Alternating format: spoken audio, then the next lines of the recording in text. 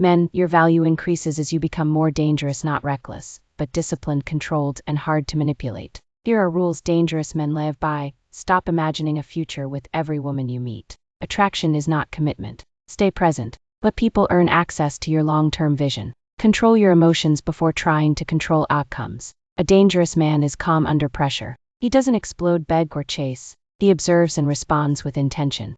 A dangerous man focuses on what he can control. Dangerous men are not loud. They are steady. Their power comes from discipline, clarity, and the ability to walk away from anything that threatens their peace. They don't chase chaos. They build structure. Become the man who is difficult to break, hard to manipulate, and impossible to ignore, not because you demand attention, but because your presence speaks for itself. Never marry the woman who wants to be the man. There is something I need you to understand before you ever stand at an altar. Marriage is not a competition. It is not two people wrestling for control. It is not a courtroom debate where every decision must be negotiated like a treaty. It is a structure, and every structure has an order. When you marry a woman who wants your role, you are not entering love, you are entering conflict.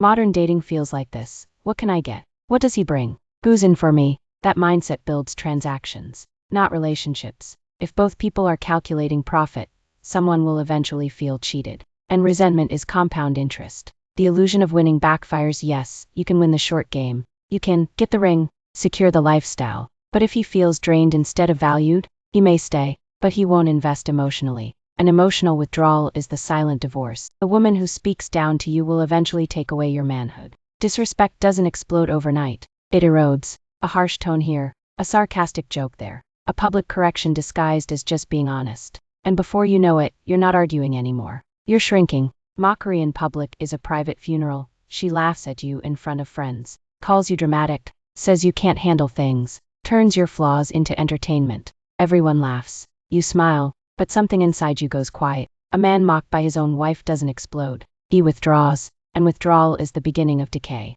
Contempt doesn't shout, it smirks. She doesn't need to scream. The eye roll says enough. The heavy sigh says enough. The whatever says enough. Contempt is subtle, but it is deadly. Once a woman sees you as beneath her, love doesn't grow there. It rots. If she can't handle your boring days, she doesn't deserve your exciting ones. Because the exciting days are earned through the boring ones. The wins are built in the routine. The fireworks are funded by discipline. So stop trying to impress. Start being real. If she stays for the Tuesday, she'll celebrate the Saturday. If she leaves over the ordinary, she was never built for your extraordinary. When a man feels respected and valued, he escalates. He protects harder, provides more, plans further, not because he was demanded to, because he wants to. Men expand when they feel appreciated. They contract when they feel used. Healthy relationships are mutual service models. You care about her peace, she cares about your mission. You give, she gives. No manipulation, no performance, no hidden invoices,